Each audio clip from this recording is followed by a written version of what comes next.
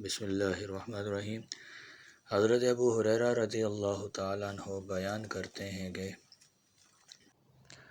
رسول اللہ صلی اللہ علیہ وسلم نے حلفاً فرمایا، تم پر ایسا مہینہ سایہ فگن ہو گیا ہے کہ مسلمانوں پر اس سے بہتر مہینہ اور منافقین پر اس سے بڑھ کر برا مہینہ کبھی نہیں آیا۔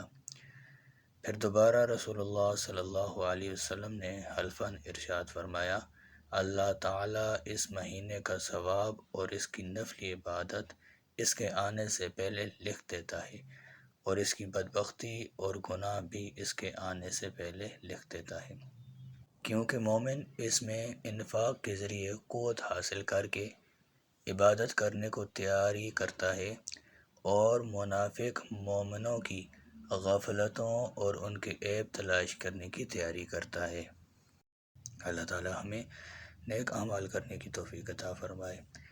ہماری اس ویڈیو کو لائک کیجیے، ہمارے چینل کو سبسکرائب کیجیے اور ثواب کی نیت سے شیئر کیجیے۔